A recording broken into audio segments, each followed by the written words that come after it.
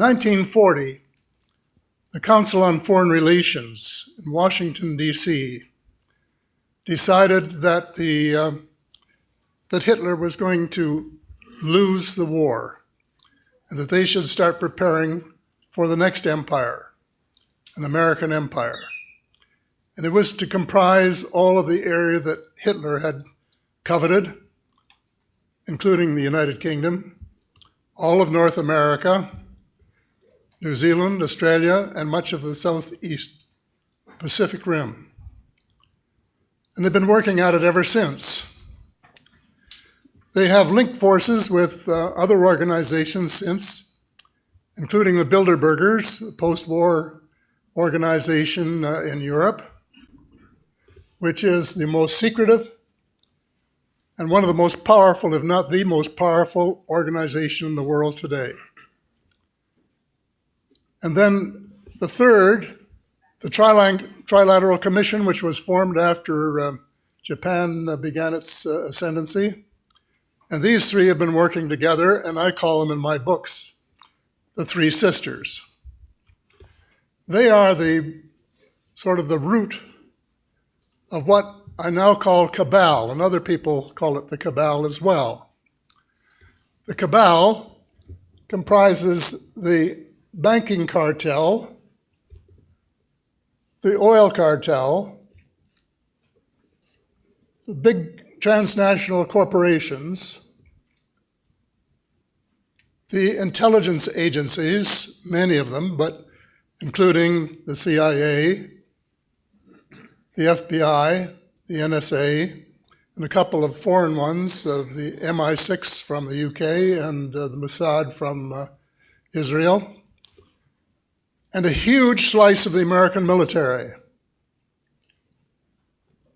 And they are the cabal, and they have been running the United States for the last half century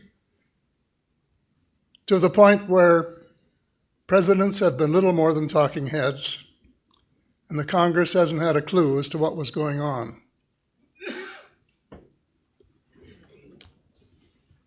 After World War II, there was an operation called Operation Paperclip, which was approved by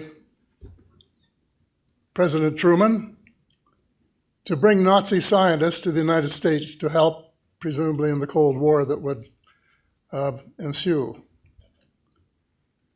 President Truman agreed on the condition that none of the scientists were to have been active members of the Nazi Party. The armed forces who were doing the invitation, the Army in particular, paid no attention to the president. As a former Minister of National Defense, I know how that works. And they recruited the ones they wanted. They gave them new names, new histories, and high-ranking jobs in the United States in the military and civil establishments. They were working on missiles and new weapon systems of various kinds. Well, then after the two crashes at Roswell, two UFO crashes at Roswell on July the 4th, 1947, one of the machines was sufficiently intact to be recovered, and they began back engineering that. Before long, they moved the operation to Nevada. And the president then was Eisenhower, and he wanted to know what they were doing out there, and they wouldn't tell him. So he threatened to send in the First Army from Colorado. And they capitulated and allowed him to send 4 trusted members of the CIA to visit Colorado and see what was going on. Well, what was going on was exactly what they really expected, and that is the back engineering of one of the vehicles from the Roswell area. I don't think there's been a president since, well, actually Truman, who has really been in the loop, totally. President Eisenhower vented his frustration in his final speech to the American people at the time he was retiring from public life. He said, "Beware of the military-industrial complex." And the problem is we have paid no attention to him. An eyewitness who had worked in the company of President Eisenhower said what he was really concerned about was that the ET file had fallen into the wrong hands. And that's what he was really concerned about, and I wish he had said it. But that's, I guess, when the cover-up really got underway in earnest. Well, a lot of water has gone under the bridge since then. This cabal, their end game, is a world government. They're calling it the New World Order, which is unelected and accountable only to them. That's what they're doing. And they're well on the road to do it. And you know, they were smart. They said, we won't do what Hitler did and try to take over all this world, these countries, by military means.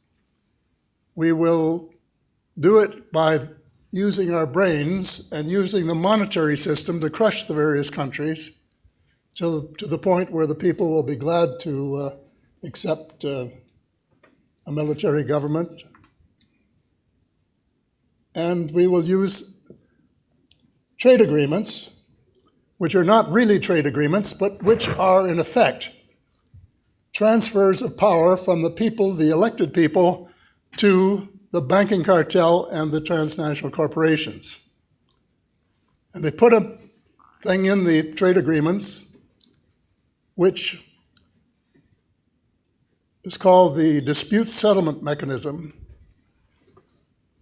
And it actually works this way, that if any government, like a provincial government in Canada or a state government in the United States, does something that affects the profits or potential profits of a foreign company, they can sue the government of Canada for lost profits or even lost potential profits, can you believe? They have more rights in Canada than Canadian citizens, and of course it works the same way with the United States. It's wrong in principle. Two final words. The reason they don't want us to know what they're doing is because of too many of us knew what they were doing. They might not be able to get away with it. And the reason that you don't read about it is that if you get a copy of Daniel Estulin's most recent book,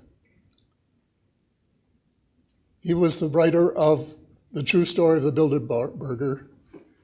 There are several pages, chapter and verse, that show that every major news outlet in the English-speaking world is controlled by a Bilderberger. Thank you very much.